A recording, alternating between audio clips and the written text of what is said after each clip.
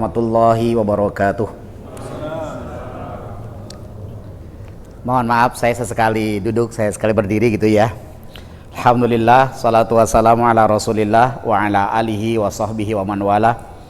Asyhadu an la ilaha illallah wahdahu la syarikalah wa asyhadu anna muhammadan abduhu wa rasuluhu la nabiyya wa la rasula ba'dah.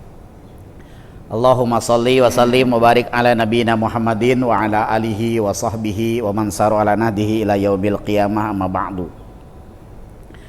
Faqala Allah ta'ala fi kitabihil karim, a'udzu billahi minasyaitonir rajim, ya ayyuhalladzina amanu idza nudiya lis-salati min yaumil jum'ati fas'au ila dzikrillahi wa dzarul bai'.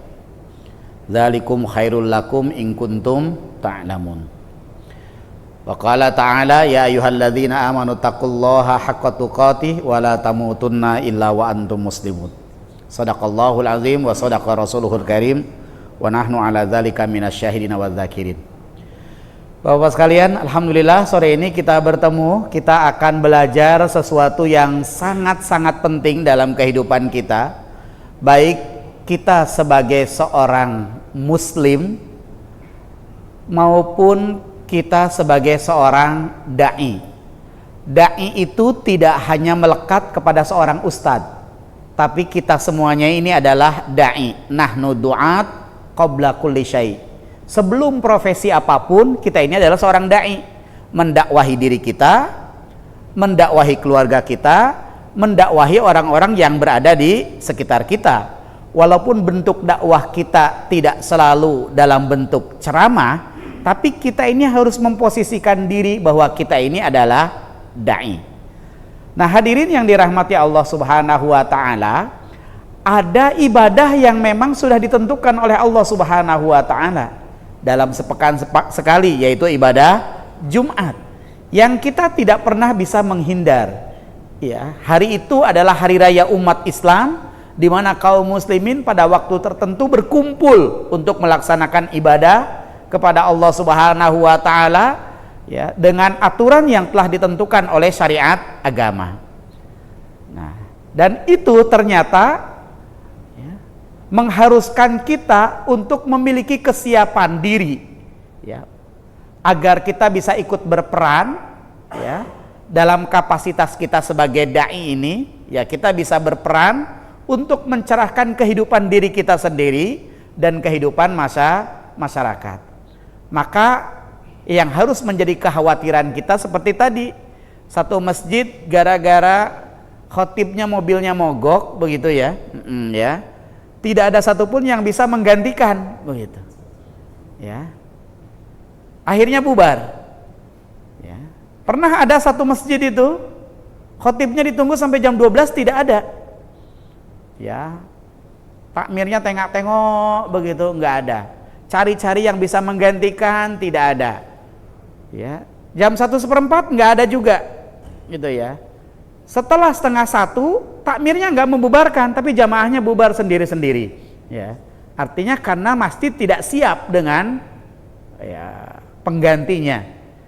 Sesungguhnya tidak ada orang yang tidak bisa khutbah, semuanya bisa ketika dia, ya, ada kemauan.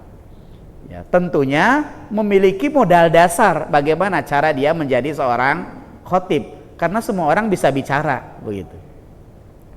Nah, hadirin yang dirahmati Allah Subhanahu wa taala, atau bisa jadi ketidakberanian seseorang untuk menjadi seorang khotib karena ketidakfahamannya dengan khotib itu sendiri, ya. Khotib itu sendiri siapa, tugasnya seperti apa. Bisa jadi karena ketidakfahaman itu dia tidak berani untuk tampil di muka umum. Nah, maka pada kesempatan sore hari ini kita akan belajar bagaimana kita berkhutbah, kita menjadi khotib. Sebenarnya kalau pelatihan itu praktek itu satu-satu itu ya, ya, ya. Namanya juga workshop gitu ya, pelatihan. Semuanya bekerja begitu. Tapi karena sangat bagus saya kira ide Ketua Takmir. Di sini kan ada dulu tuh kalau ada kajiannya Senin sama Kamis gitu ya. Mungkin yang Senin dari luar, yang Kamis dari dalam. Itu bisa dijadwal ya. Nah, kalau ini hari Selasa mungkin jadi hari Selasa ya Selasa dari dalam, yang hari apa dari luar. Yang dari dalam itu kita bisa menggali potensi orang-orang yang ada di sekitar kita yang sesungguhnya dia bagus, punya wawasan yang luas. Karena kultum, apalagi kultum yang lebih bebas daripada khutbah, itu tidak harus berbicara agama kalau kita memang tidak pandai agama. Tapi kita bisa berbicara sesuai dengan kapasitas kita. Ya, walaupun tentu sedikit-sedikit bisa kita kaitkan dengan persoalan-persoalan agama begitu. Nah, itu untuk melatih diri, saya kira lama-lama nanti akan terampil untuk berbicara karena jam terbang saja sebenarnya yang dibutuhkan.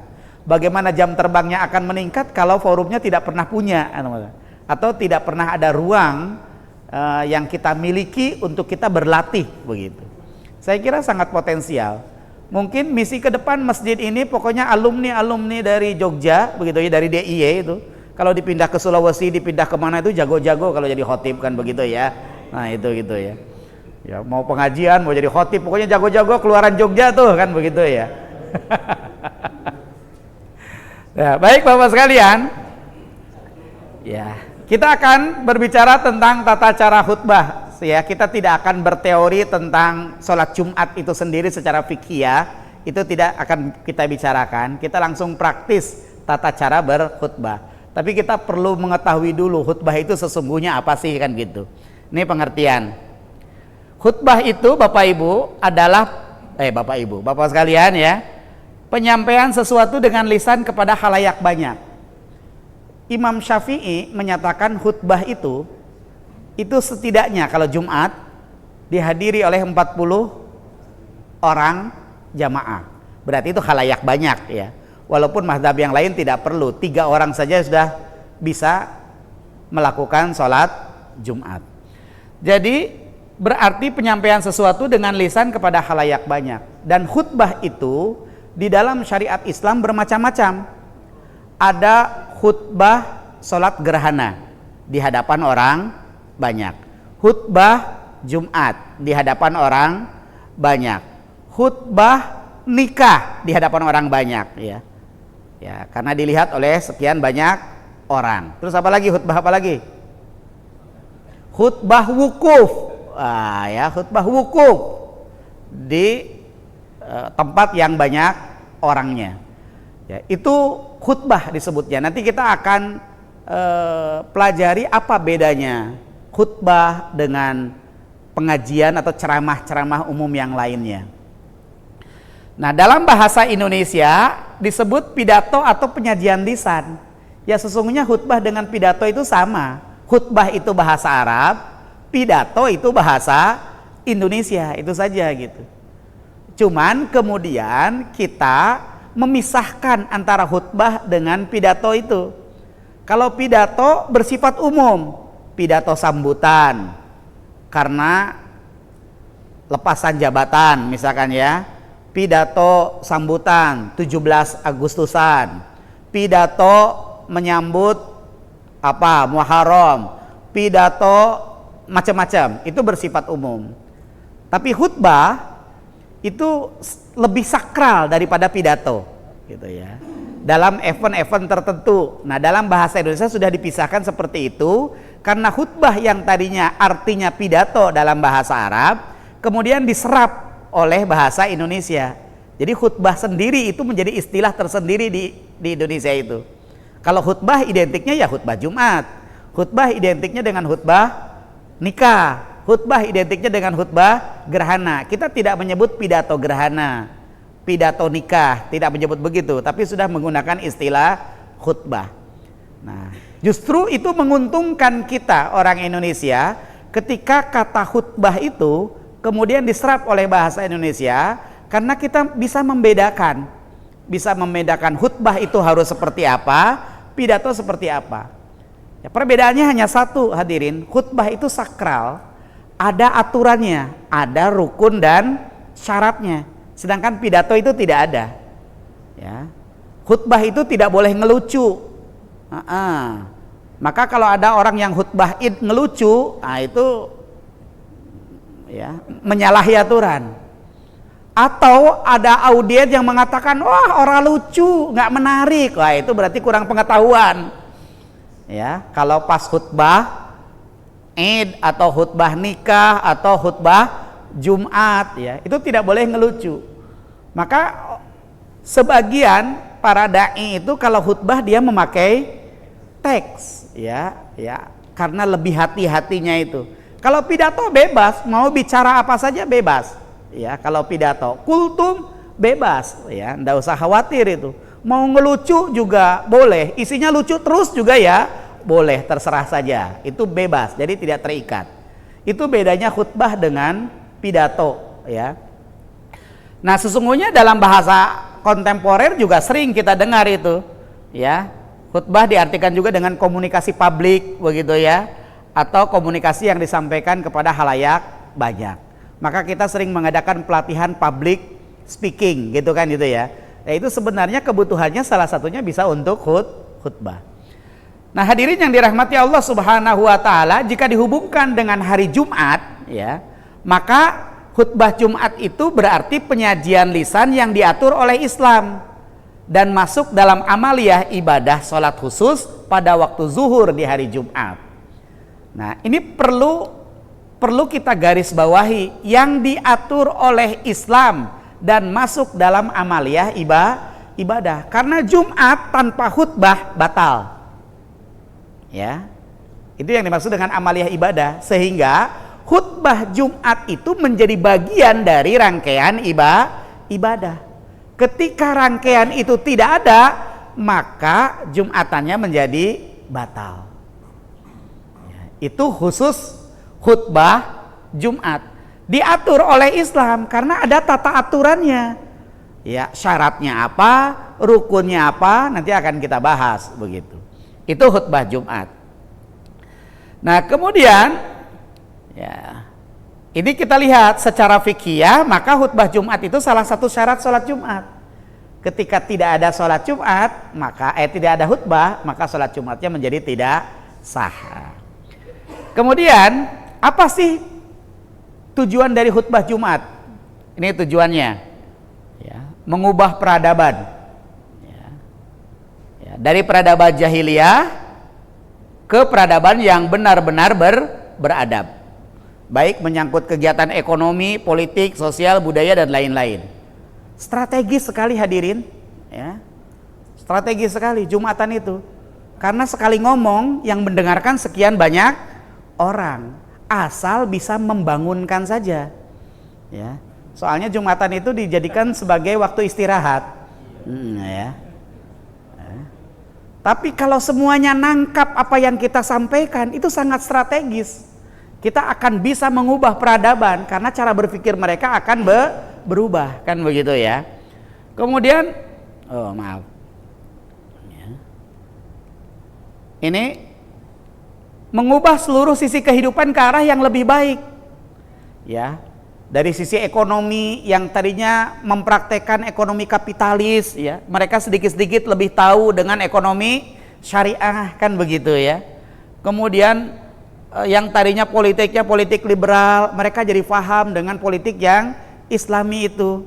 Sehingga dalam kehidupan berpolitik kita itu, kita tidak akan memisahkan antara agama dengan politik ya. Kalau sekarang kan dikampanyekan kalau politik itu urusan kehidupan dunia, jangan dihubung-hubungkan dengan surga dan neraka. Tapi lewat khutbah ini kita bisa mengubah paradigma itu, mindset itu kita bisa ubah, bahwa Islam itu syumuliyah, Islam itu mencakup seluruh aspek kehidupan. Tidak ada satu bagian hidup kita ini yang tidak dinilai oleh syariat Islam, termasuk politik, termasuk berekonomi, termasuk bersosial, termasuk budaya. Semuanya harus dibingkai oleh syariat Islam, kan begitu ya. Jadi mengukur Islam itu tidak hanya dengan saya sholat, saya puasa begitu ya, tapi yang lain dia melakukan penyimpangan terhadap ajaran Islam. Dia berekonomi menyimpang dari syariat Islam, dia berpolitik menyimpang dari syariat Islam, dia berbudaya menyimpang dari syariat Islam. Maka realitas kehidupan bisa kita lihat. Orang sholatnya kenceng, haji, tapi dia juga dalam melakukan budaya yang menyimpang dari syariat Islam. Contohnya mau bangun rumah, ini dulu nanam kepala kerbau dulu, misalkan kan begitu ya. nanam kepala kerbau dulu begitu. Padahal haji loh kan begitu. Ya, itulah fenomena karena dia menganggap bahwa beragama itu ya hanya sholat, puasa, zakat, haji kan begitu. Ya. Nah itu sangat strategis ya untuk bisa difahami oleh audien, oleh jamaah pada saat sholat Jumat. Ya, karena sholat Jumat itu ya kalau 40 orang saja itu kan sudah luar biasa. Dari 40 ini kemudian nyampaikan kepada orang lain, apalagi di masjid-masjid yang sangat besar, masjid kampus misalkan ya, masjid kampus UGM itu waktu saya dulu sering khutbah di sana itu sekali Jumatan itu infaknya saja 15 jutaan kan gitu, sekali Jumatan 15-16 juta, jamaahnya banyak, full ya, masjid kampus ya. Jadi masjid-masjid yang besar seperti itu ya. Nah kalau masjid di sini Jumatan ya, masjidnya sebesar ini tapi jamaahnya nggak ada, yaitu tragis begitu ya. Nah, ya itu ya.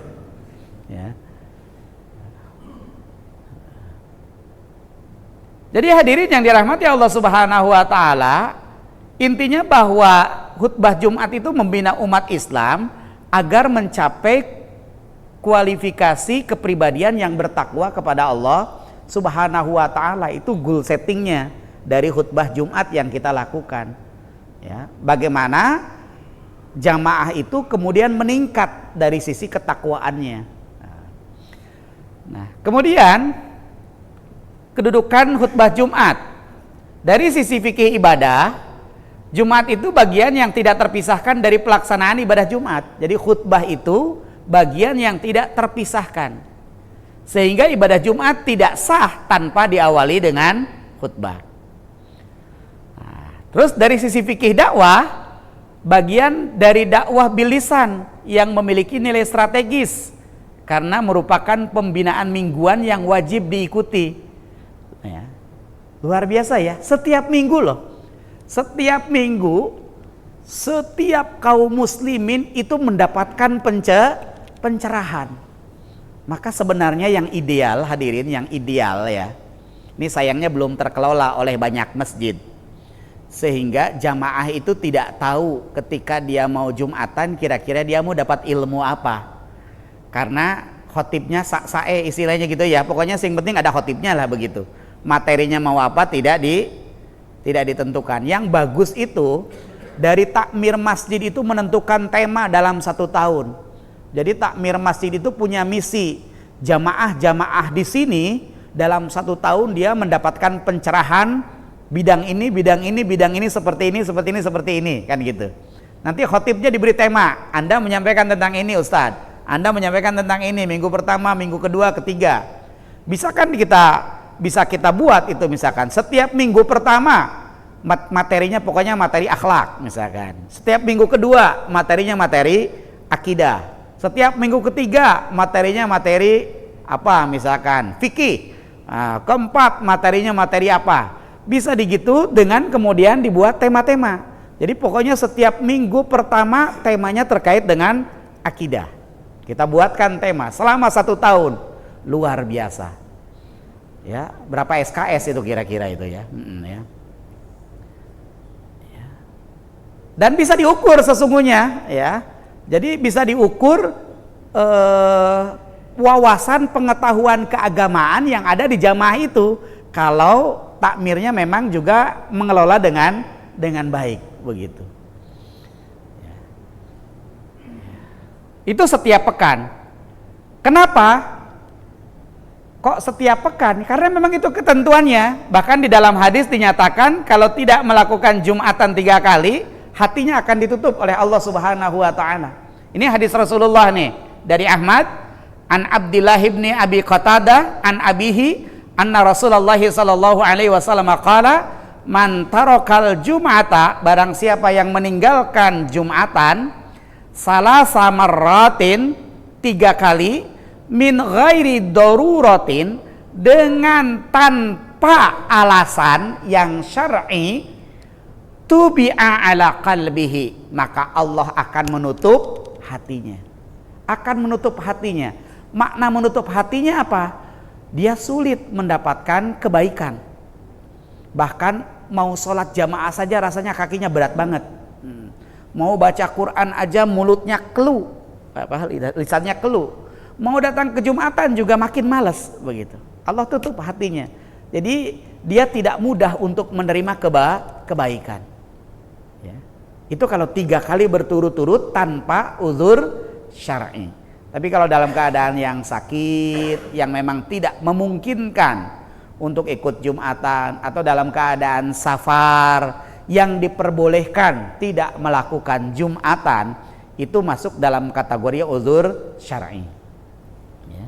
Jadi ya, teorinya ya, bahwa setiap orang itu setiap Jumat pasti dia akan mendapatkan cas pengetahuan tentang Islam, sakofah Islamiahnya itu setiap Jumat gitu. Itu kan dahsyat sekali sesungguhnya. Maka pencerahan umat itu akan terasa. Ya, kalau sekarang tidak terasa, ya memang jamaahnya juga belum paham betul sesungguhnya Jumatan itu seperti apa gitu ya. Ya, maka datang ke masjid menjelang khutbah kedua, ya. Atau saat selesai khutbah mau qomat baru datang ke masjid, ya, karena tidak pahamnya tentang ya sesungguhnya bagaimana ibadah Jumat itu. Jumat itu kan rangkaian. Bahkan dalam satu hadis dinyatakan malaikat itu akan mencatat setiap orang yang hadir ke masjid untuk menunaikan ibadah sholat Jumat, dan dia akan menutup buku catatannya ketika khotib itu sudah naik mimbar mengucapkan salam. Itu ditutup. Jadi yang telat ya itu tidak tercatat itu melakukan ibadah Jumat. Apalagi yang datangnya menjelang sholat kan gitu ya. Nah ini tidak difahami oleh banyak kaum muslimin. Seakan-akan sholat Jumat itu ya hanya khusus sholat saja, bukan menjadi rangkaian. Maka kenapa Rasulullah SAW mensunnahkan di hari Jumat itu kita mengosongkan berbagai agenda kegiatan agar kita bisa mempersiapkan secara maksimal ya persiapan untuk menunaikan ibadah Jumat. Ya, Bapak sekalian, kita rajin kan kalau Jumatan itu dari pagi sudah hadir di masjid ketika kita berada di mana itu? Di Masjidil Haram. Masjidil Haram jam 8 aja udah berangkat ke masjid. Karena jam 10 berangkat pasti tidak dapat tempat di dalam kan gitu. Ya. Itu saat di sana. Kalau di sini datangnya tadi menjelang qomat kan gitu ya.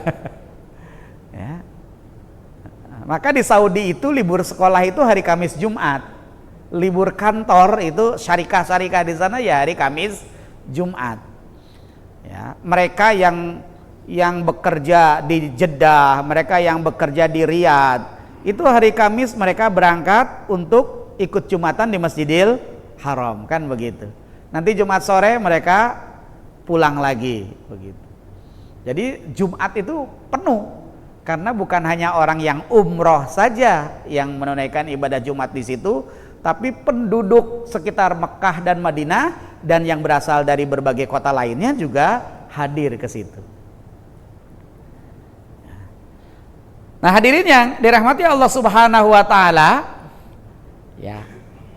Apa yang diharapkan oleh agama ini dengan adanya Jumatan itu? Harapannya adalah muncul perubahan mindset, ya. Dari perubahan mindset kemudian akan muncul perubahan perilaku. Dari perubahan perilaku akan muncul perubahan sistem. Perubahan sistem akan muncul perubahan peradaban. Ketika orang Jumatan berarti dia ikra, dia membaca. Atau minimal dia mendengar, isma, dia mendengar uraian itu.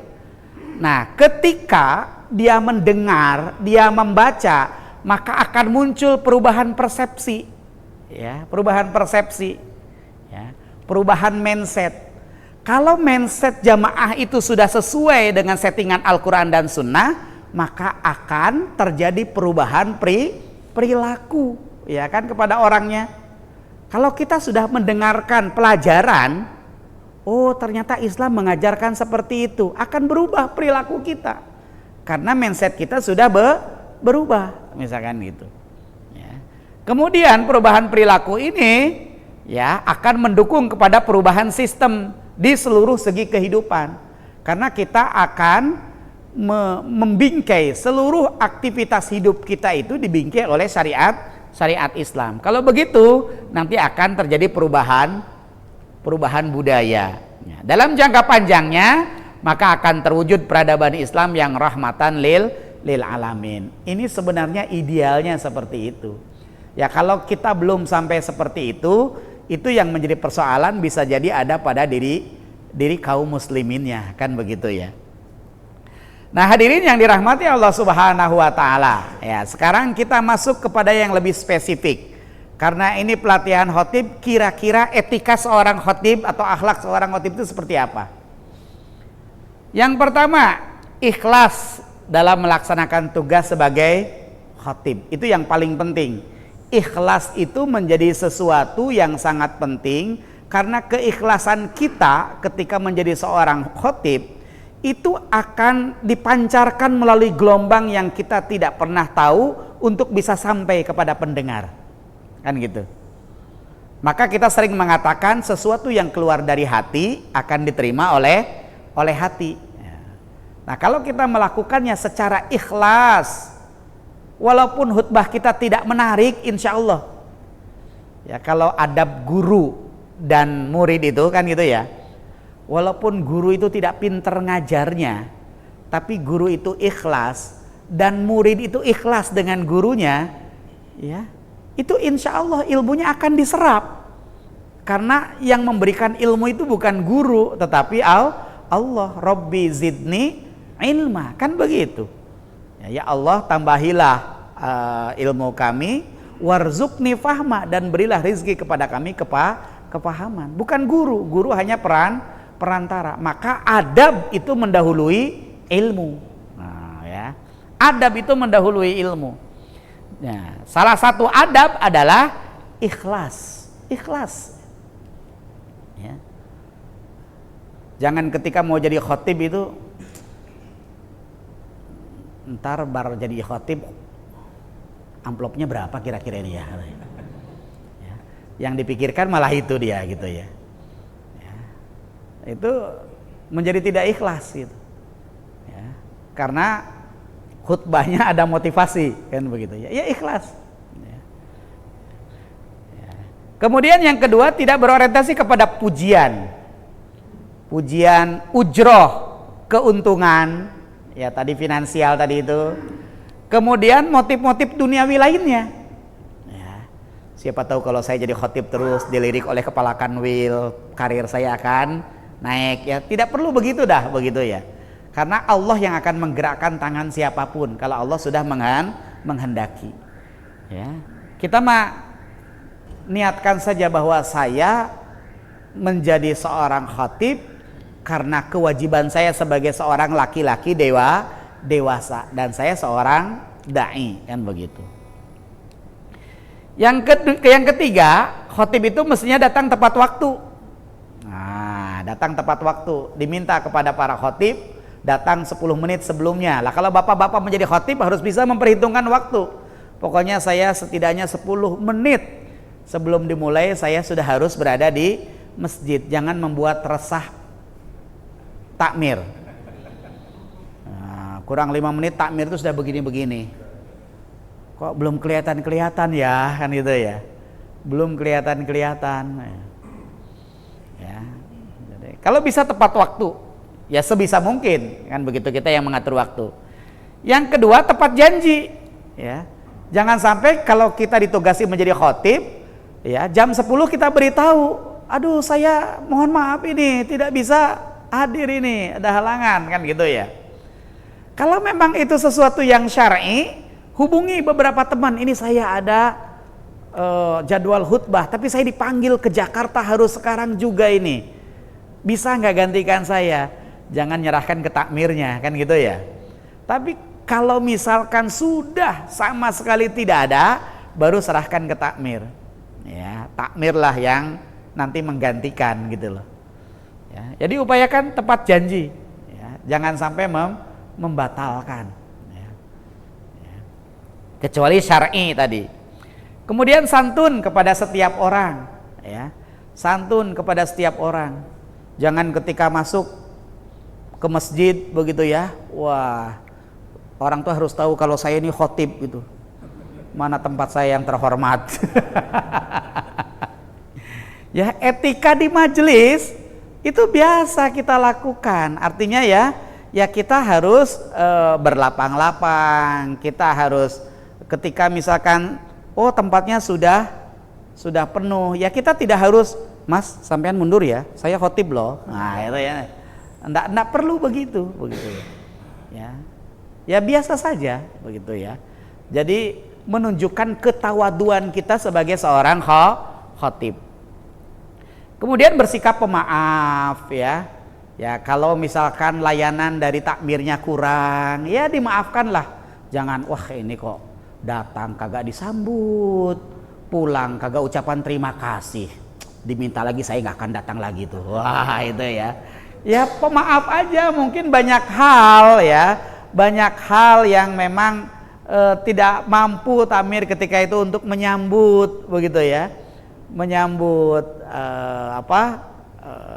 kita sebagai seorang khotib ya. Bahkan mungkin ketika kita pulang, walaupun kita jalannya sudah pelan-pelan begini gitu ya, supaya ada yang memberikan ucapan terima kasih. Lah kok sampai sepeda motor atau sampai dengan mobil kagak ada, ya ndak usah sakit hati ya, pemaaf aja begitu ya. Ya, jadi pemaaf. Padahal jalannya udah pelan-pelan banget gitu ya. Kok yang nggak keluar-keluar gitu mengucapkan terima kasih kan gitu ya. Ya, maafkan saja begitu ya. Ya. Jangan anggap itu sebagai sesuatu yang bagi kita itu fatal gitu ya. Dan kita tidak akan pernah bisa mentolerir masjid yang seperti itu ya, tidak juga begitu ya. Ya banyak. Lah saya pernah bapak sekalian, tapi bukan Jumat. Saya diminta khutbah nikah. Zaman habis pandemi. Kan kita masih pakai masker tuh. Ya, pandemi. Saya sudah datang di situ, sudah duduk begitu. Jauh-jauh saya datang, sudah duduk di situ. Ya. Lah tiba-tiba ketika pernikahan ya, yang dijadikan yang khutbah itu naibnya bukan saya gitu akhirnya, padahal saya sudah diterima. Nah, saya pulang pun gak ada yang kenal saya. Datang juga gak ada yang kenal, memang saya datang di situ kan gitu ya, pakai masker. Dan masalahnya saya nggak lihat ada orang yang nyari-nyari, nanya-nanya gitu ya, nggak lihat. Mungkin akhirnya MC-nya langsung karena melihat nggak ada ustadznya gitu, langsung yang khutbahnya jadi naibnya. Ya saya pulang sendiri juga begitu, sudah pulang baru saya kemudian ngasih bukti foto kalau saya sudah hadir supaya saya tidak dianggap ingkar janji. Lah saya ngasih foto, mohon maaf tadi saya sudah hadir ya, ikut berbahagia menyaksikan pernikahan Anda. Oh, dia langsung balas, Ustadz kami cari-cari loh. Mana cari-cari, gak ada yang nanya, saya katakan itu. Gak ada yang nanya, saya buktikan datang ya. Berikutnya dia silaturahim ke tempat saya begitu ya, memohon maaf lah begitu. Tidak apa-apa, kita tidak perlu marah begitu ya.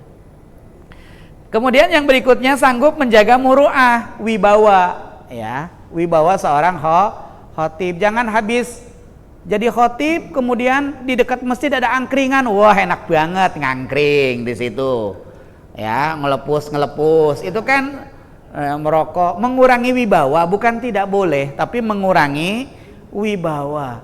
Apalagi pakai sarung, pakai sepeda motor, sarungnya dibuka diangkat, pakai celana pendek, wah itu khotib loh. Gitu ya. Nah, khotib seperti itu, jadi dia tidak menjaga muru'ah gitu ya, tidak menjaga muru'ah.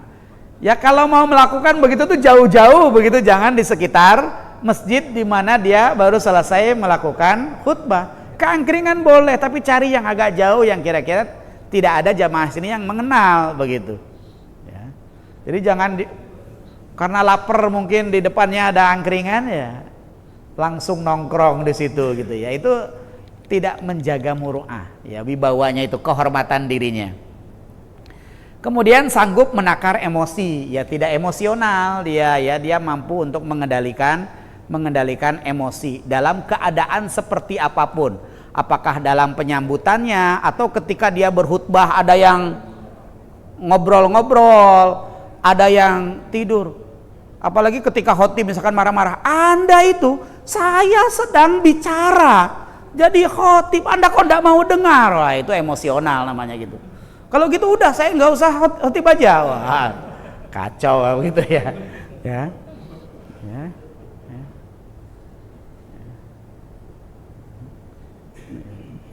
Jadi mestinya begini, kalau kita berbicara ada yang ngobrol, itu jangan nyalahkan yang ngobrol, salahkannya diri kita sendiri. Jangan-jangan nih yang kita sampaikan atau penyampaian kita tidak menarik yang membuat mereka kemudian ngobrol, misalkan begitu, ya.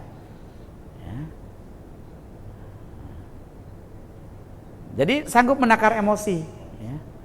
Kemudian yang berikutnya sanggup menjaga nama baik korps, artinya sesama dai. Ketika berkhutbah, Bapak-bapak sekalian, jangan sampai kita menyinggung-nyinggung dai yang lain. Ya. Bapak sekalian, Anda tahu Abdul Somad? Pemikirannya yang radikal itu. Wah, itu jangan. Berarti kita tidak menjaga korps, ya. Sesama dai itu kita harus saling menghormati. Kita semuanya punya kapasitas yang berbeda-beda, ya. Jangan bandingkan dengan ustadz yang lain, tidak perlu begitu. Bahkan ketika misalkan ada ucapan yang salah dari ustadz yang lain pun, kita jangan mengatakan, wah itu ustadz yang kapasitasnya perlu dipertanyakan. Wah, Anda begitu.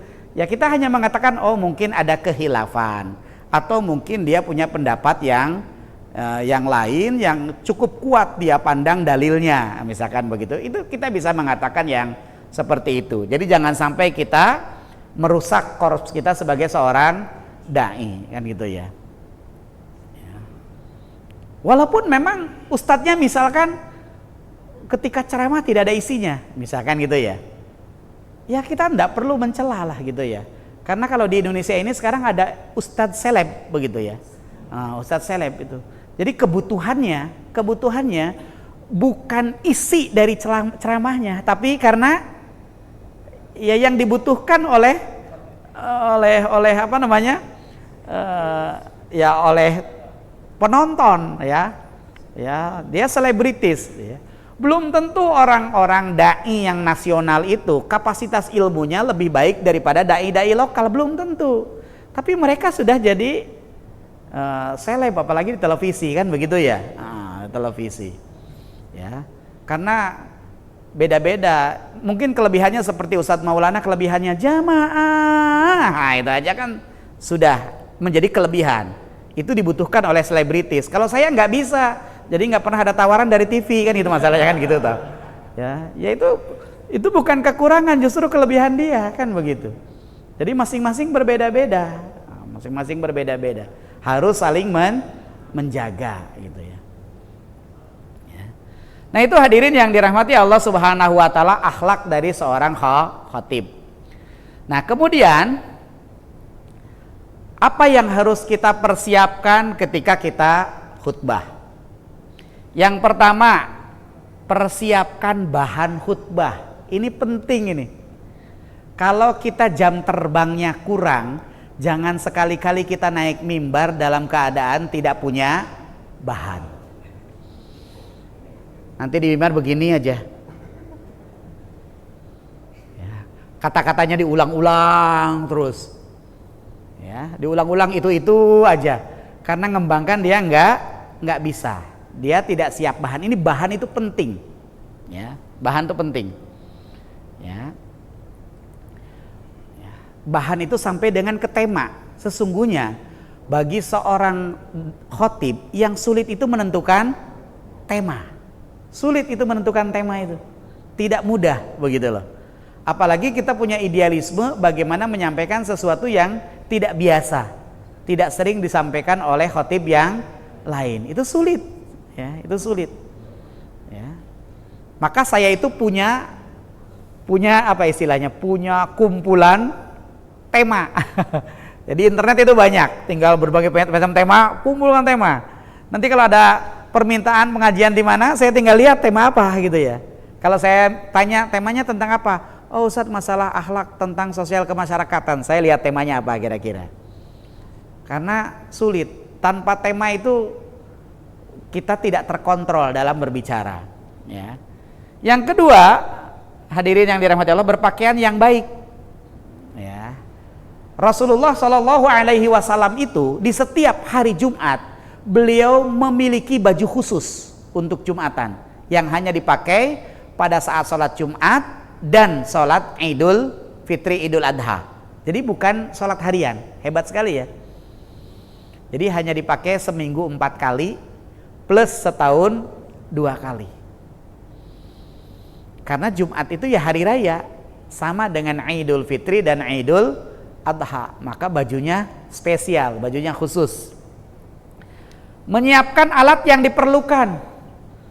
Ya, kalau tidak terbiasa baca Quran lewat handphone, ya bawa mushaf. Ya, jangan-jangan ketika lihat handphone ternyata maju sendiri gitu ya, maju sendiri, wah, iki hilang dia tuh mau langsung kemeringet gitu itu ya. Ya. Teknologi kadang-kadang ada kelemahannya, kok tiba-tiba hilang gitu, jadi panik kitanya kan gitu ya. Ya, yang aman siapkan Quran. Jangankan kita, ya, dai yang sudah senior, dia tidak hafal dengan ayat itu, begitu ya. Terus dia pegang handphone, tiba-tiba gerak sendiri, hilang. Dia juga panik itu, ya, keringet dingin itu gitu ya keluar. Apalagi kita yang jam terbangnya kurang. Makanya harus kita siapkan yang aman. Ya, syukur-syukur takmirnya di sini, mimbarnya disediakan Quran yang besar misalkan ya. Karena rata-rata khotib matanya tua gitu ya. Nah, itu kan gitu ya. Ya, Nah, kemudian berangkat ke tempat khutbah dengan tenang. Seperti kita mau ke tempat sholat itu tidak boleh terburu-buru. Sunnah Rasul itu kita perlahan-lahan. Karena kita harus tenang, maka kita harus mengukur waktu. Ya, jam berapa kira-kira kita harus mulai berangkat. Kalau saya tinggal di Umbul Harjo, saya khutbah di SGM Klaten. Ya, saya punya jadwal khutbah di SGM Klaten itu Pahing. Setiap Jumat Pahing, 2 Pahing sekali gitu ya. Berarti 2 selapan sekali. Di sana saya kan harus memperhitungkan dari Umbul Harjo sampai ke sana berapa. Nah, karena saya orangnya tidak suka terlambat, 1 jam sebelumnya saya sudah berangkat walaupun masih lama begitu nyampainya. Tapi saya tenang, takmirnya juga tenang gitu ya. Ya, apalagi di Klaten khutbah. Saya juga ada khutbah di Klaten setiap di SGM itu setiap legi, di sana Pahing, di Wedi itu. Itu setiap Pahing. Ya, perjalanan kan lumayan perjalanan, ya.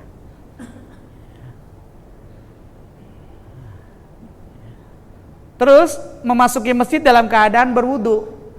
Ya, seorang khotib itu sebaiknya ketika masuk ke masjid dia sudah dalam keadaan berwudu. Ya, kecuali darurat misalkan batal di jalan kan gitu ya.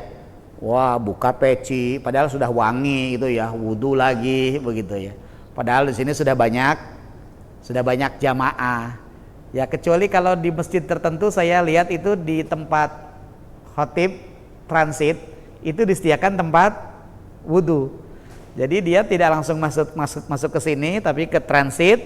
Nanti kalau batal dia langsung wudu. Itu untuk menjaga izah seorang khotib gitu ya.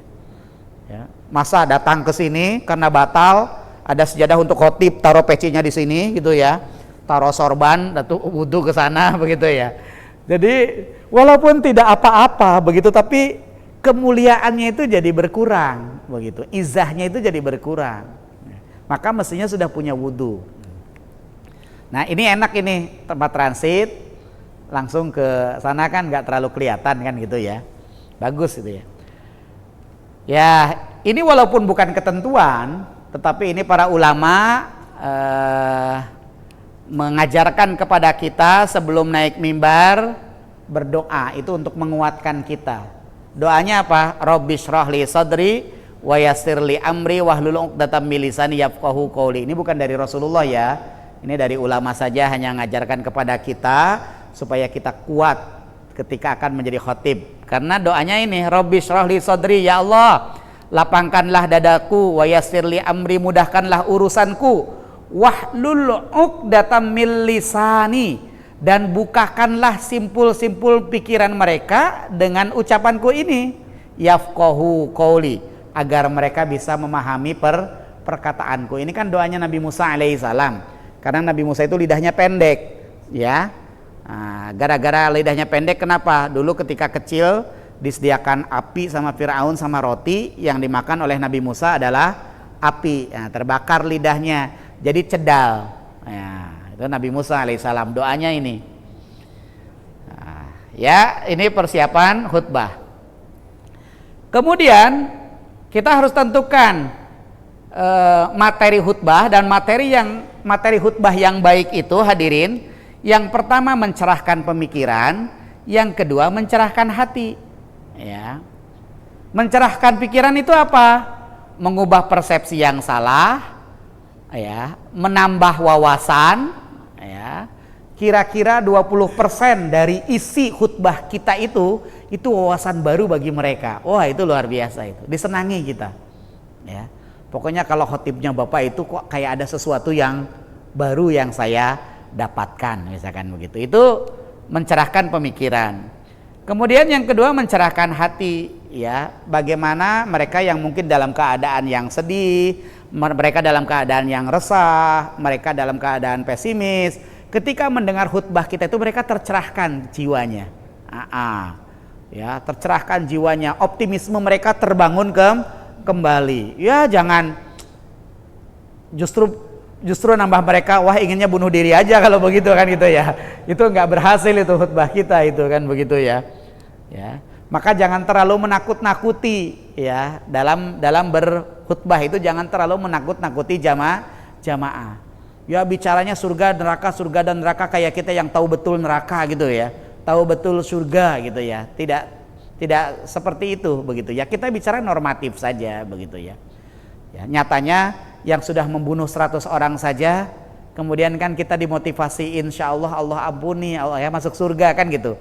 Itu kan dalam rangka memotivasi kita gitu. Jangan kayak ulama yang didatangi oleh pembunuh tadi. Ini kan cerita dalam hadis ini. Ada 99 orang yang sudah membunuh kan begitu ya. Dia datang kepada seorang ustadz, tanya, "Ustadz, saya sudah membunuh 99 orang. Apakah dosa saya diampuni sama Tuhan?" Terus kata ustadz tadi, "Wah, dosamu sudah terlalu jauh, sudah terlalu numpuk. Nggak mungkin itu Tuhan ngampuni." Akhirnya dibunuh juga tuh ustadz itu. Jadi pas 100 orang kan gitu. Lah karena salah strategi dakwahnya ustadz ini. Harusnya dia mencerahkan, dia membuat optimis itu terbangun. Ketika datang ke ustadz yang lain, "Ustadz, saya sudah membunuh 100 orang. Kira-kira dosa saya diampuni?" "Insya Allah, Allah Maha Pengampun. Tapi Anda harus pergi dari sini. Datanglah ke kota ini. Datangi seorang ustadz di sana namanya ini." Kan gitu. Maksudnya apa? Karena kalau orang itu tetap berada di situ, peluang bisa taubatnya sangat kecil karena dia berada dalam lingkungan yang sama, kan begitu. Itu diajarin seperti itu. Maka kita isi materi itu bagaimana membuat orang menjadi optimis ya, orang menjadi bahagia, yang tadinya resah, gelisah, gamang begitu ya, menjadi terbangun semangat hidupnya. Ya, itu materi yang baik. Nah, terus bagaimana cara kita mengembangkan materi itu supaya menarik? Yang pertama, ya harus sistematis, runtut ya. Menyampaikan dari A sampai dengan Z, sistematis ya. Ya, sistematis itu membantu orang merasa mudah untuk menangkap isinya itu. Jadi penting itu, sistematis. Jangan loncat-loncat. Rasional, mudah dicerna ya. Jangan mutar-mutar aja gitu ya. Ya, sampai dengan audien bilang ini yang diomongin apa toh begitu ya, muter lagi. Jadi tidak bisa dicerna apa yang kita sampaikan. Ya, ndak usah dengan bahasa yang ilmiah kalau dalam khutbah. Bahasa ilmiah itu adanya kan di perkuliahan, ya. Ya, dengan bahasa apa yang sulit-sulit difahami oleh audien, ya. Bapak Ibu hadirin yang dirahmati Allah Subhanahu wa taala, Islam itu mengajarkan kita untuk memiliki ketundukan kepada dua dimensi, dimensi transendental. Wah, ngomong opo gue gitu. Ya. Nggak perlu ya saat khutbah mah. Ya. Nggak perlu memakai istilah-istilah yang begitu supaya dianggap kita ini keren. Ya. Khutbah Jumat itu bukan kerennya, tapi pesan kita itu yang harus bisa tersampaikan dan ditangkap oleh mereka, begitu. Ya. Terus objektif, jelas rujukannya. Kalau Al-Quran surat apa, ayat berapa, kan gitu. Itu harus dipersiapkan. Kemudian menyeluruh, ya, menjelaskan persoalan dari dari berbagai macam sisi melihatnya, ya. Jadi tidak hanya kalau dalam riset itu kan ada bukan hanya multidimensi kita memandangnya, tapi secara saya lupa istilahnya itu. Jadi dari berbagai aspek begitu, ya. Kemudian radikal, mendalam, ya, isinya mendalam, ya. Walaupun asas filosofinya seperti ini, hadirin, kita ingat bahwa khutbah itu hanya 10 menit. Bagaimana yang 10 menit itu kita bisa menyampaikan secara sistematis, begitu, ya, mudah dicerna, ya, rujukannya jelas, mendalam dan komprehensif. 10 menit itu, ya. Maka tidak perlu bertele-tele, ya, kalau khutbah Jumat itu. Kalau pengajian sih memang harus bertele-tele, kan gitu, ya. Nah, itu filosofinya. Kemudian yang berikutnya, ya, inherent, kokoh, ya, merupakan satu kesatuan. Jadi kalau khutbah Jumat itu kan ada dua, khutbah pertama dengan khutbah kedua. Jangan sampai ketika kita khutbah kedua menyampaikan materi yang berbeda dari khutbah yang pertama. Nggak nyambung itu. Makanya sekarang kenapa kita dengar khutbah kedua itu hanya doa saja, itu lebih bagus daripada dia menyampaikan tema yang berbeda, begitu, ya. Kalaupun mau diisi, khutbah yang kedua itu hanya kesimpulan apa yang sudah kita sampaikan di khutbah yang pertama, begitu. Jadi harus inherent. Kemudian harus konsisten, ya. Konsisten, harus aktual, ya. Saya tidak perlu menjelaskan, nanti waktunya habis, gitu, ya. Terus kita melakukan mapping, begitu, ya. Ya, mapping kira-kira jamaah di masjid ini kompetensi keagamaannya itu seperti apa, sehingga materi yang saya sampaikan itu yang pas, yang seperti apa, kan begitu, ya. Nah, prediktif, ya, meramalkan, memprediksi kira-kira apa yang akan terjadi. Apakah ketika kita sudah menyampaikan itu responnya cukup positif, atau responnya negatif, atau biasa-biasa saja, itu kita harus mengevaluasi, gitu, ya. Karena kalau kita berada di depan itu kita bisa melihat, hadirin, bisa melihat, ya, bisa melihat ke seluruh sudut itu bagaimana kira-kira dia merespon kita. Kalau ketika kita khutbah mereka begini aja, wah, itu berarti responnya positif, begitu, ya. Ketika kita khutbah mereka begini aja, itu responnya negatif, ya. Atau ketika kita khutbah rata-rata lihat jam aja begini, nah itu, ya. Nah itu kita perlu memprediksikan, kan gitu, kira-kira begitu, ya. Kemudian hal-hal yang harus kita hindari, ya, materi yang harus kita hindari kita sajikan ketika kita khutbah. Mengupas dua topik, jangan sampai itu, ya. Jangan mengupas dua topik yang berbeda, ya. Tapi tipsnya kalau bapak-bapak tidak biasa berbicara, ngambil satu hadis yang isinya misalkan 3 macam atau 5 macam. Wah, itu nggak usah banyak bicara, pokoknya nyebutkan poin-poin itu selesai, alhamdulillah, kan gitu toh. Yang poin-poin aja, misalkan ayatul munafiqi salasun. Ciri orang munafik itu ada 3. Idza hadasa kadzaba, apabila berbicara berdusta. Ya terangkan sedikit aja. Wa idza wa'ada akhlafa, apabila berjanji dia ingkar. Terangkan sedikit aja. Wa idza tumina khana, apabila diberi amanah dia hianat. Terangkan sedikit saja. Itu malah mudah ditangkap gitu ya. 3. Lagian kita itu tidak akan kehabisan kata-kata. Karena kalau kehabisan kata-kata bingung nanti di mimbar ngapain lagi nih gitu ya. Mau ngomong apa lagi kan gitu ya. Ya makanya memakai yang 3-3. Atau kalau 5 dibuat 3 plus 2 misalkan. Karena psikologis orang katanya itu akan lebih mudah mengingat bilangan 3 bilangan.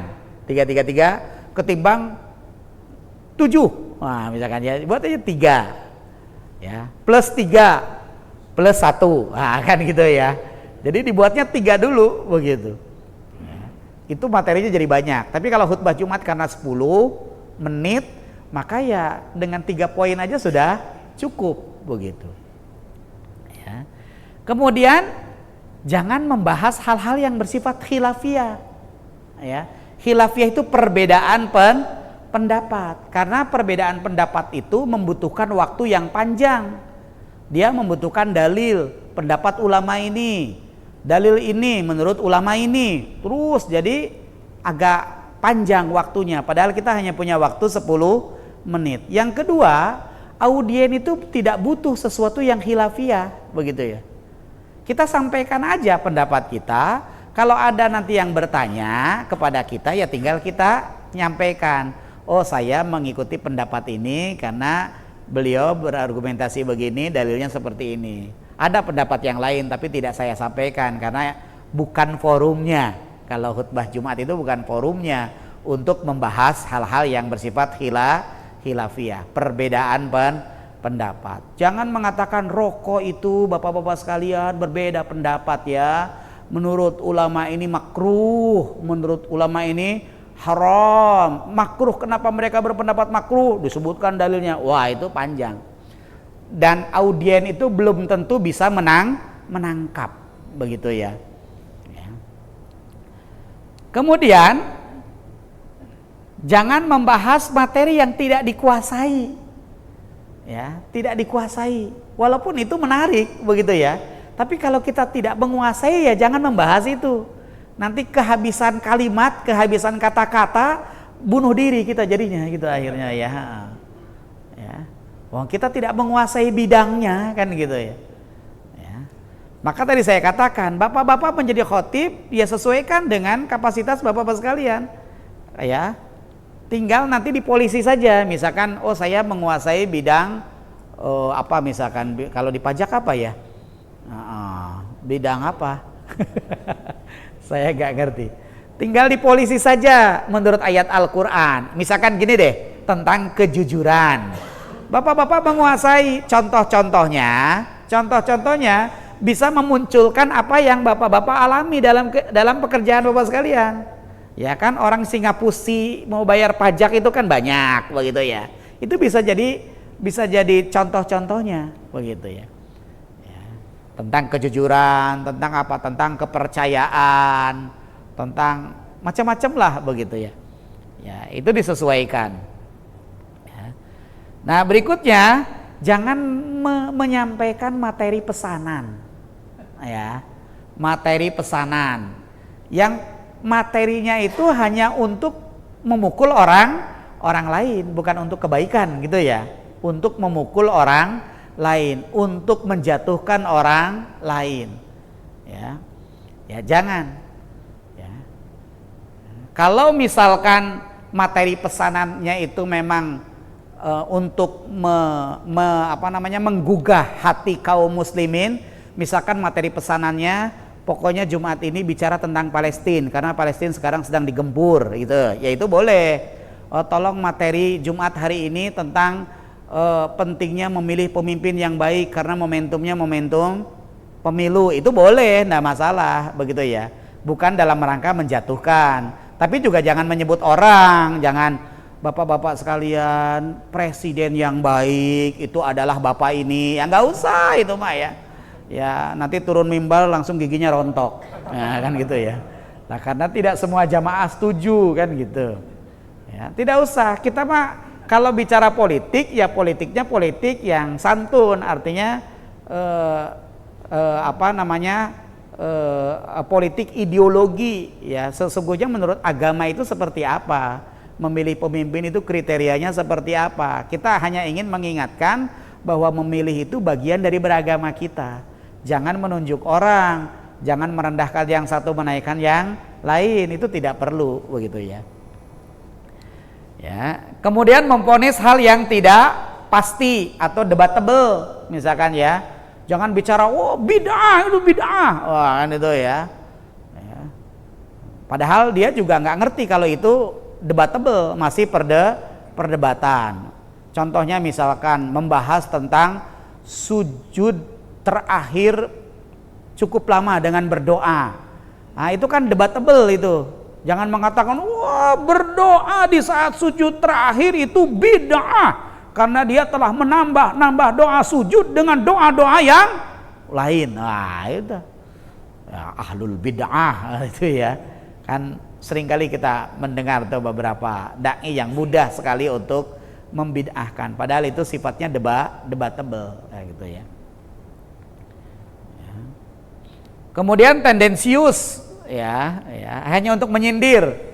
Ya ketika kita berbicara, wah untuk menyindir seseorang, untuk menyindir ketua takmirnya, kan gitu ya. Itu jangan sampai. Berisi provokasi, agitasi dan adu domba, melecehkan Islam.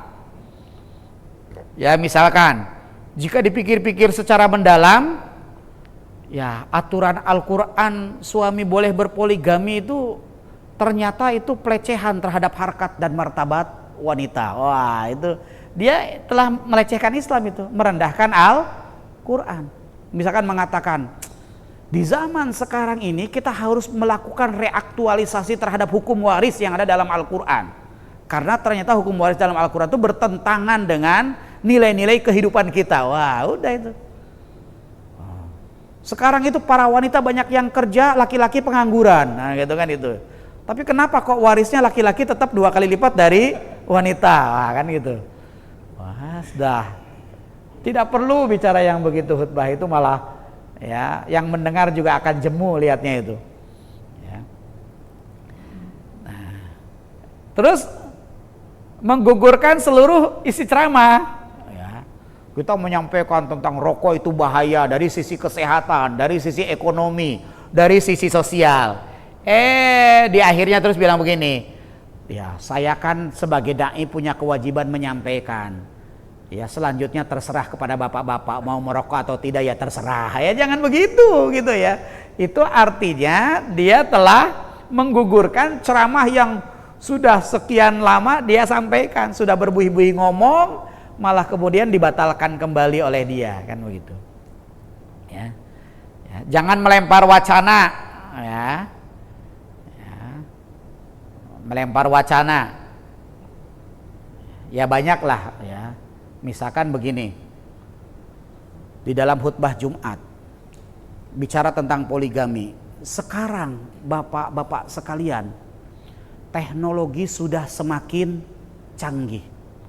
Kalau dasar poligami itu supaya diketahui bahwa bibit yang ada pada seorang wanita itu jelas bibitnya laki-laki yang mana gitu ya. Artinya kalau poligami kan mau di istri pertama, istri kedua, istri ketiga, istri keempat, bibitnya kan tetap dari laki-laki itu. Tapi dengan teknologi ini kita bisa mengetahui bahwa laki-laki itu bisa mandul begitu loh. Kalau laki-laki mandul dan wanitanya tidak mau cerai begitu ya, apa tidak boleh wanitanya kemudian menikah lagi jadi poliandri kan gitu ya. Kan bibitnya jelas tuh kan gitu ya kalau hamil. Yang ini mandul kan gitu ya. Nah, dia nikah lagi. Itu kan membuat wacana dia begitu ya. Jangan seperti itu. Ya. Ya, materi itu tidak tepat disampaikan gitu dalam khutbah Jumat. Kalau dalam diskusi ilmiah, bolehlah itu diangkat menjadi tema, kan begitu. Ya. Ya, tidak menggurui, ya, tidak mendoktrin. Jamaah itu bukan kaleng kosong. Di antara mereka bisa jadi ada yang pengetahuannya lebih baik dari khatibnya. Maka fungsinya adalah tazkirah sesungguhnya, mengingatkan. Ya. Secara keilmuan bisa jadi lebih baik, tapi dari sisi amal belum tentu, kan gitu ya. Ustadz dengan bukan ustadz itu bedanya hanya pada ilmu. Ya, ilmu agamanya ustadz lebih baik daripada jamaahnya. Tapi pada bab amalnya bisa jadi jamaahnya lebih baik daripada ustadznya. Kalau bab amal loh, begitu ya. Nah, itu hadirin yang dirahmati Allah Subhanahu wa taala. Maka ya, kalau kita berkhutbah, sampaikanlah dengan pendekatan yang emosional, ya, melibatkan segenap emosi kita. Ketika kita menyampaikan sebuah kesedihan, ya, bahasa gestur tubuh kita itu ya menampakkan kesedihan, mimik kita kesedihan, ya. Pendekatan rasional dengan menggunakan logika, filosofis, ini penting sekali. Kenapa kita diminta untuk melakukan Jumatan? Nah, kita baca dulu tuh filosofinya apa kira-kira. Kenapa kaum muslimin diwajibkan Jumatannya hanya seminggu sekali, kok tidak setiap hari, misalkan begitu. Itu filosofinya bagaimana? Itu bagus, itu akan puas mereka mendengar uraian kita. Lantas apa syarat-syarat khutbah? Ya. Pertama kita pahami syarat itu apa sih? Syarat itu adalah sesuatu yang harus dipenuhi sebelum melaksanakan perbuatan. Itu syarat. Sedangkan rukun adalah apa yang harus ada ketika sedang melakukan agar perbuatan itu menjadi sah. Itu rukun. Jadi kalau syarat itu sebelum melakukan, sebelum khutbah, itu syarat namanya. Kalau rukun yang sudah ada di dalam khutbahnya itu. Nah, itu bedanya syarat dan rukun. Sekarang syarat khotib apa syaratnya? Jelas harus muslim, baligh, sehat akal pikirannya, memiliki kemampuan sebagai khotib. Itu saja syaratnya. Tidak ada batasan usia. Ya. Saya pernah, Bapak sekalian, dulu ketika saya masih berusia 32 tahun, di Masjid Gede Kauman ya, alun-alun utara itu, ada kesepakatan yang jadi khotib itu harus 40 tahun ke atas. Oh, 27 tahun saya usia ketika itu. 27 tahun. Harus 40 tahun ke atas. Nah, kebetulan saya bertempat tinggal di situ, dekat di situ di Pengulon. Ketika itu saya tinggal di asrama Mu'alimat, ya. Nah, terus saya diminta ngisi kultum. Mungkin karena jamaah banyak tertarik kalau saya ngisi kultum, takmirnya kemudian bidang ibadah ingin menjadikan saya juga salah seorang khotib, begitu. Nah, terjadilah perdebatan karena khotib di masjid sini harus 40 tahun ke atas. Nah, terus didebat, terus akhirnya ketika itu disepakati. Jadi saya dulu satu-satunya khotib yang usianya baru 27 tahun ketika itu. Karena memang itu bukan ketetapan dari syariat agama, itu hanya kesepakatan tidak tertulis, ya. Kesepakatan tidak tertulis dari takmir. Maka takmir sesungguhnya tidak perlu memberikan kesepakatan itu. Setelah saya begitu diterima gitu akhirnya oleh pengurus takmir, akhirnya menjadi biasa.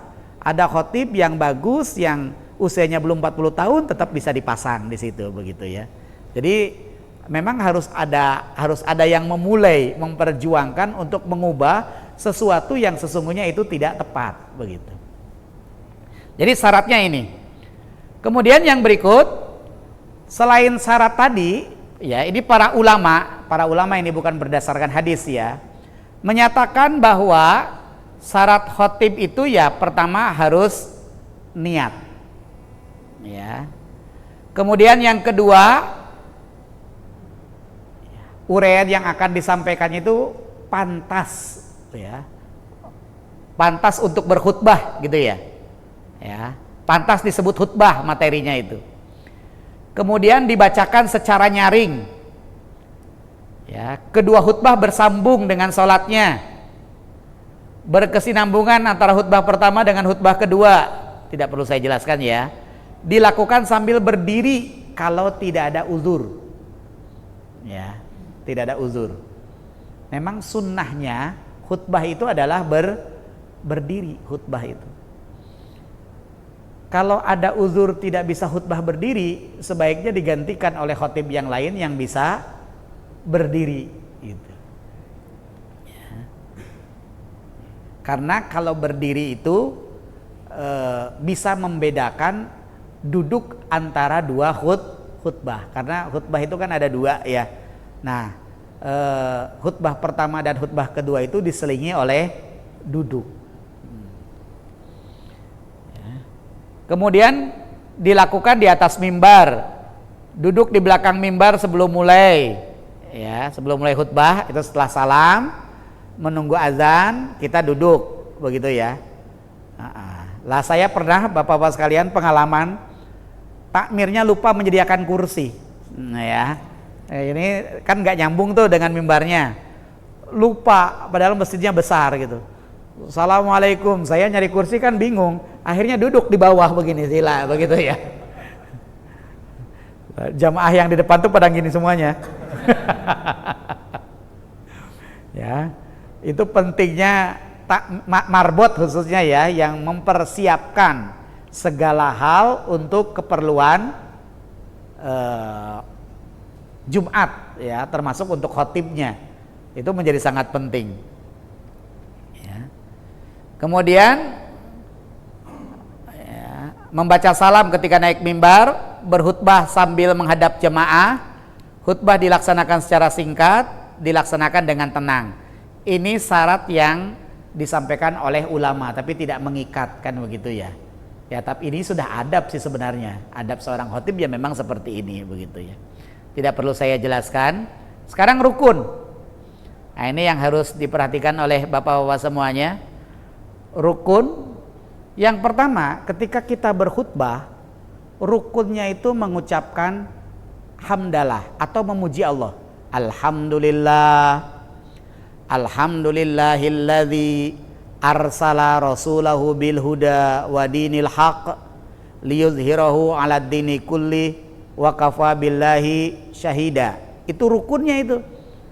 Mau pakai variasi yang lain, alhamdulillahirabbil alamin wassalatu wassalamu ala asyrafil anbiya'i wal mursalin wa ala alihi wa sahbihi ajmain. Mau pakai variasi yang lain, alhamdulillahilladzi arsala rasulahu bil huda wa dinil haqq liyuzhirahu 'alad dini kullihi walau karihal musyrikun. Banyak variasinya. Ya. Nanti bisa dibuatkan, dibagikan misalkan ya. Karena kadang-kadang kelemahannya mungkin tidak bisa ininya, tidak bisa pujian kepada Allah ini gitu ya. Setelah walau karihal musyrikun ya, atau waqafa billahi syahida, kemudian tasyahud, asyhadu an la ilaha illallah wa asyhadu anna muhammadan abduhu wa rasuluh. Tasyahud itu menjadi rukun, harus ada di dua khutbah, baik khutbah pertama maupun khutbah kedua, harus ada tasyahud. Kemudian yang ketiga, membaca sholawat kepada Rasulullah. Menurut kebanyakan ulama, sholawat hanya ada di khutbah yang pertama. Khutbah yang kedua, sholawatnya ketika akan berdoa, kan gitu. Jadi kalau ini saya contohkan, alhamdulillah, alhamdulillahilladzi arsala rasulahu bil huda wa dinil haqq liyudhhirahu 'alad dini kulli wa kafa billahi syahida. Wa asyhadu an la ilaha illallah wa asyhadu anna muhammadan abduhu wa rasuluh. Allahumma salli wa sallim wa barik ala nabiyyina Muhammadin wa ala alihi wa sahbihi ajma'in. Nah, itu rangkaiannya ketika kita khutbah sampai dengan sholawat. Dan itu ya. Setelah itu membaca ayat Al-Qur'an. Ya. Membaca ayat Al-Qur'an. Hah? Oh, berwasiat dulu. Iya ya, berwasiat. Ya ayyuhalladzina amanu taqullaha haqqa tuqatih wa la tamutunna illa wa antum muslimun. Ya, atau ayyuhal muslimun, ya, ittaqullaha haqqa tuqatih, ya. Ya, banyak variasinya, ya. Tapi kita harus mengingatkan, cuman di Indonesia sudah diarabkan, kemudian diterjemahkan lagi. Bapak Ibu, Bapak sekalian jamaah Jumat, sebagai khotib tak lupa saya berwasiat untuk diri saya sendiri dan umumnya untuk hadirin sekalian, marilah kita meningkatkan ketakwaan kita dengan sebenar-benarnya takwa, melaksanakan segala perintah Allah dan menjauhi larangannya. Itu kan terjemahan dari ya ayyuhalladzina amanu taqullaha haqqa tuqatih wa la tamutunna illa wa antum muslimun. Diulang lagi, mungkin maksudnya satu, supaya bisa dipahami, walaupun sebenarnya nggak harus pakai bahasa Indonesia. Yang kedua, bagi jam terbangnya kurang, lumayan mengurangi waktu kan itu ya. Jadi panjang itunya kan gitu ya. Ya. Kemudian membaca ayat Al-Qur'an, ya, dalam isian itu membaca ayat Al-Qur'an. Tips yang gampang Bapak-bapak sekalian, kalau mau berkhutbah, kita cari ayat misalkan tentang sabar, terus kita pahami terjemahnya, pahami tafsir sedikit saja penjelasannya. Yang kedua, kita cari ciri-ciri orang yang sabar. Selesai itu, sudah, nggak usah jauh-jauh. Atau ayatnya, terjemahnya, cerita asbabun nuzulnya, sebab-sebab diturunkannya, beri penjelasan sedikit, selesai sudah, begitu. Jadi tidak usah susah-susah, ya, tidak usah susah-susah, ya. Apalagi kalau misalkan ayat tentang kisah, ya sudah bercerita aja kan begitu, ya. Terus mendoakan, ini saat khutbah kedua. Menurut Imam Syafi'i, ya, pada saat kita berdoa itu hendaklah kita memulai dengan mendoakan kaum muslimin dan muslimat. Jadi Allahumma gfir lil mu'minina wal mu'minat wal muslimina wal muslimat al ahya'i minhum wal amwat innaka sami'un qaribun mujibu da'wat wa ya qadiyal hajat. Jadi bukan, kita jangan menilai kok doanya itu aja, apa nggak ada doa yang lain kan itu ya. Bukan itu, tapi itu memang menurut Imam Syafi'i itu yang disunnahkan pertama kali ketika berdoa, ya mendoakan kaum muslimin, itu yang pertama. Karena etika doa itu pertama adalah sholawat, yang kedua istighfar, ya. Istighfar itu misalkan Rabbana zolamna anfusana wa illam tagfir lana wa tarhamna lanakunanna minal khosirin. Itu doa apa saja harus seperti itu, ya. Atau Allahumma gfir lana dzunubana wali walidaina warhamhuma kama rabbayani shaghira, kan gitu misalkan gitu ya. Kalau itu Allahumma gfirli, ya, bukan Allahumma gfir lana. Kalau Allahumma gfir lana dzunubana wali walidina warhamhum kama rabbauna shighara, itu karena jama'.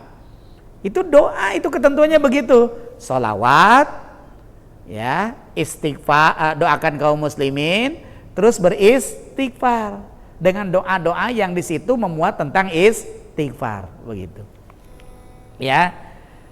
Kemudian ini ada penjelasannya, ini yang tadi yang saya jelaskan. Ini macam-macam hamdalah, ya. Hamdalah dan tasyahud ini innal hamdalillah nahmaduhu. Ini yang dibaca oleh Rasulullah berdasarkan hadis. An Abdillah bin Mas'ud qala.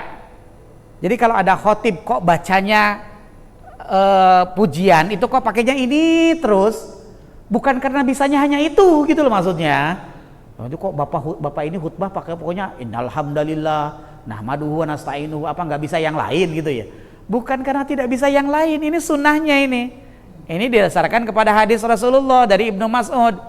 Allamana Rasulullah sallallahu alaihi wasallam at-tasyahhud fil hajat. Innal hamdalillah nahmaduhu wa nasta'inuhu wa dan seterusnya. Rasulullah sallallahu alaihi wasallam mengajarkan kepada kami tasyahud dalam hajat, dalam sebuah kebutuhan kita untuk menyampaikan sesuatu, begitu ya.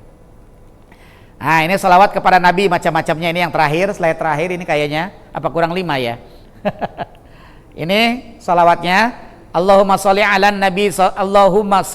nabiyil karim Muhammadin sallallahu alaihi wasallam wa ala alihi wa ashabihi wa man tabi'ahu ila yaumiddin.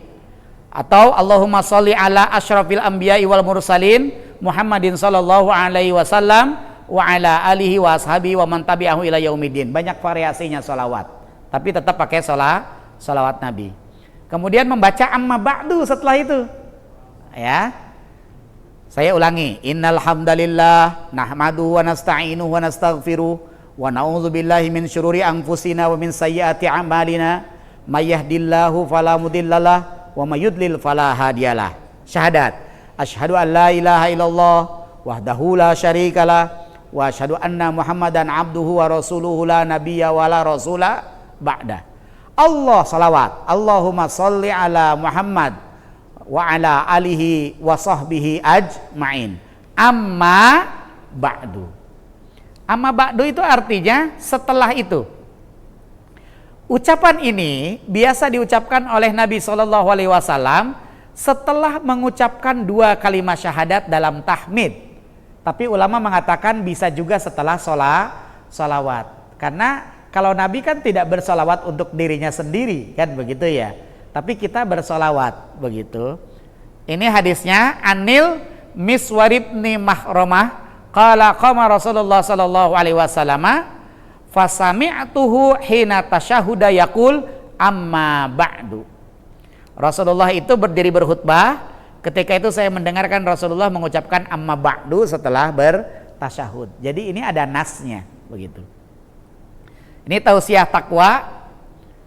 Ayyuhal hadirun usikum wa nafsi bitaqwallah faqad fazal muttaqun. Ya ayyuhalladzina amanu taqullaha haqqa tuqatih wa la tamutunna illa wa antum muslimun. Tausiah takwa. Nah, ini mendoakan ya. Selesai kayaknya. Ya. Saya kira itu. Nah, ini terakhir kalau kita mau khutbah kedua, jadi mengakhiri khutbah yang pertamanya, ada 3 ragam ini. Kalau susah yang panjang, yang ini panjangan, cari yang pendek aja. Robbighfir warham wa anta khairur rahimin. Selesai, duduk langsung. Robbighfir warham wa anta khairur rahimin. Duduk gitu.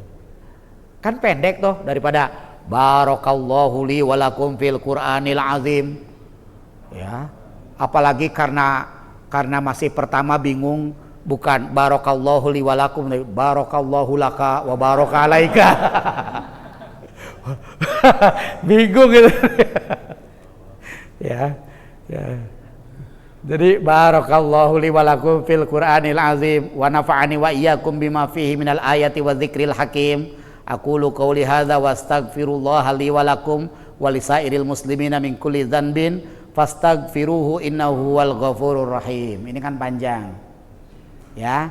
Mungkin pilih yang pendek yang kedua, aqulu qouli hadza wa astaghfiruhu innahu huwal ghafurur rahim. Atau rabbighfir warham wa anta khairur rahimin. Cukup begitu aja. Sebenarnya ini tadinya nyambung ini dengan ini juga gitu ya. Tapi makin panjang nanti. Nah, saya berikan pilihan yang pendek-pendek aja begitu ya. Sudah cukup. Rabbighfir warham wa anta khairur rahimin, atau aqulu qouli hadza wastaghfiruhu innahu huwal ghafurur rahim. Ya. Ini Bapak sekalian, tata cara berkhutbah. Panjang sebenarnya. Kita harus ngebut begitu ya. Karena hanya 2 jam ya. Jadi harus ngebut. Dan selanjutnya yang harus kita ingat paling penting sebenarnya adalah tadi isi rukun, syarat dan rukun dari khutbah, karena syarat dan rukun khutbah itu menjadi penentu terhadap sah dan tidaknya ibadah sholat Jumat kita. Itu yang paling penting, karena kalau yang tadi teoritis itu hanya sebagai pengingat bagi kita ya, terus bagaimana kita bisa menjadi seorang khotib yang baik ya, tapi tidak akan pernah kita menjadi khotib yang baik kalau kita tidak pernah mau berkhutbah, kan begitu ya. makanya harus dicoba berkhutbah. Ya, ketika mau mencoba berkhutbah, yang pertama harus kita ingat adalah tentang syarat dan rukun tadi. Wallahu a'lam bishawab. Aku qouli hadza billahi taufiq wal hidayah. Assalamualaikum warahmatullahi wabarakatuh.